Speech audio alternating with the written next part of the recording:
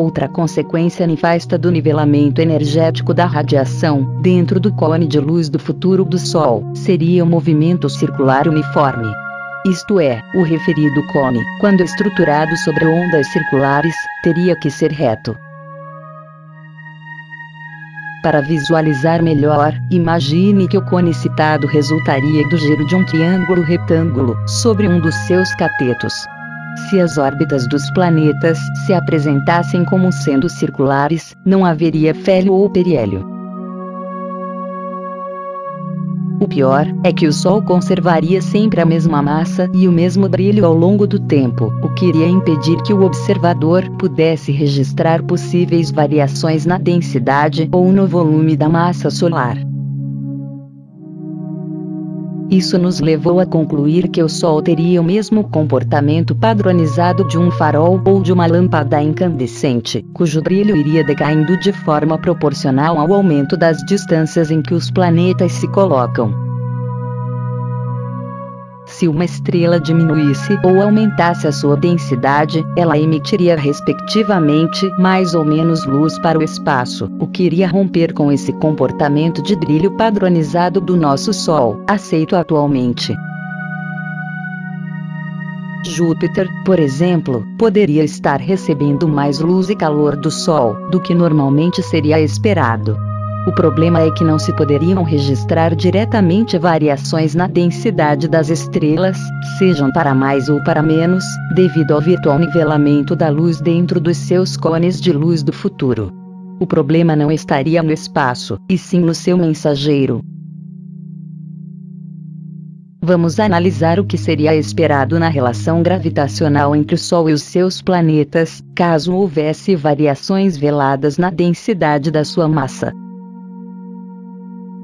Aumentar a densidade da estrela implicaria em acentuar a curvatura do espaço ao seu redor, e diminuir o seu brilho total. Apesar de a sua massa total permanecer conservada, na nossa escala normal de tempo de vida, uma maior densidade faria a estrela afundar mais no espaço. Como exemplo podemos citar a situação de Saturno que, devido à baixíssima densidade, inferior à da água, deveria flutuar se fosse colocado numa piscina. Se fizéssemos o mesmo com a Terra, ela iria direto para o fundo da piscina. Quando se trata da luz, a mensageira que cedo ou tarde irá nos comunicar as alterações da geometria do espaço, ela obedeceria a um movimento harmônico simples. O modelo de espaço elástico mostra que o seu comportamento seria indissociável da própria luz. A primeira fase do movimento harmônico da luz, a de esticamento da mola, seria acompanhada de um aumento da energia potencial elástica. Quando essa energia fosse máxima, a energia cinética seria nula, pois ambas se complementam. Não haveria movimento mensurável nesta fase. Se aplicássemos esse modelo ao sistema solar, o máximo esticamento do espaço estabeleceria, portanto, a imobilidade do planeta no ponto de máxima aproximação em relação ao Sol. Se o Sol pudesse manifestar o seu ponto de vista, ele nos diria que sempre esteve empurrando o planeta para longe de si, mas o planeta insistiria em fazer força no sentido contrário, aproximando-se. Esse ponto de máxima aproximação, correspondente ao periélio, não poderia ser ultrapassado, o que impediria a colisão entre ambos. Quando a mola do espaço relaxasse, isso poderia ser relacionado a um aumento no volume da estrela, ou a uma queda na densidade da sua massa, resultando em queda da energia potencial. A estrela precisaria fazer menos força para afastar o planeta. Isso poderia ser interpretado como se a mola estivesse se contraindo, ou entrando na segunda fase do movimento harmônico.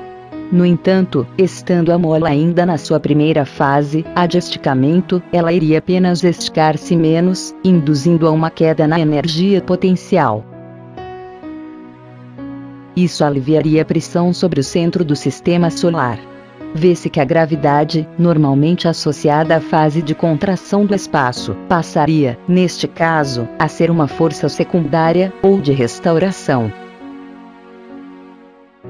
Assim, o espaço estaria sempre se esticando, ora mais ora menos, gerando um vazio aparente ou uma predisposição no espaço para aproximar ou para afastar os planetas. A gravidade deveria ser mais acentuada na fase de máximo esticamento da mola e de máxima aproximação do planeta em relação ao Sol. A partir dali, e acompanhando a queda na energia potencial, o planeta iniciaria o seu afastamento na direção do afélio. A energia potencial elástica, finalmente, tenderia a se tornar mínima no afélio e nula no infinito.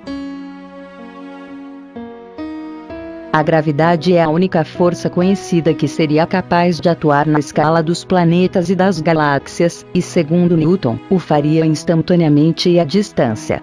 Ela aumentaria na razão direta das massas e no inverso do quadrado das distâncias. Ou seja, a gravidade diminui com o aumento das distâncias.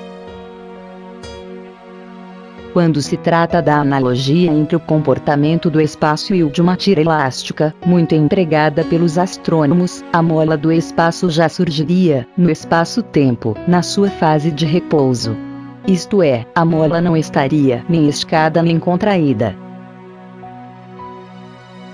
A energia potencial seria nula no infinito, e tenderia a decair, na mesma medida em que diminuísse a distância entre dois corpos que se atraem. No espaço-tempo, a energia potencial seria sempre negativa, e a mola estaria sempre na sua fase de contração. Isso não permite prever a existência de uma fase de esticamento para a mola do espaço, correspondente à primeira fase do movimento harmônico, se ele fosse descrito pela luz, ou tivesse o seu comportamento comparado ao de uma tira elástica. Portanto, está faltando alguma coisa neste modelo. No caso da Terra, e segundo o modelo aceito atualmente, quando ela se aproximasse do Sol, a mola do espaço deveria estar se contraindo.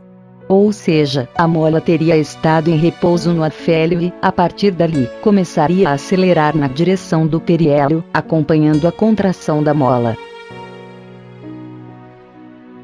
Na interpretação alternativa apresentada neste trabalho, que considera a gravidade como uma força de natureza secundária ou restaurativa, o planeta iria acelerar como resposta secundária ao movimento de esticamento da mola. Essa fase teria criado um vazio no espaço, a ser preenchido com atraso pelo planeta. Isso justificaria a tentativa de Einstein para explicar o espaço absoluto de Newton, segundo a qual o espaço seria capaz de gerar inércia de forma independente das massas. Segundo as palavras de Einstein, o espaço, de Newton, atua sobre as massas, nada atua sobre ele. Seria bastante plausível dizer-se que a fase de esticamento da mola poderia corresponder à de quantização ou de empacotamento da luz, já que as informações que ela transporta ficariam retidas nesta fase, justificando o vazio no espaço. O vazio estaria associado à contração complementar do tempo. Sem tempo, não há movimento mensurável. Sabe-se que o processo de empacotamento não demanda tempo, e que a nossa memória, por definição, não funciona sem o tempo. Portanto, se houvesse alguma coisa no espaço, antes da manifestação da segunda fase do movimento harmônico da luz, ou do seu espalhamento, ela deixaria de existir por não poder ser lembrada. Assim, a fase de quantização, ao reter a luz, poderia simular uma curvatura no espaço.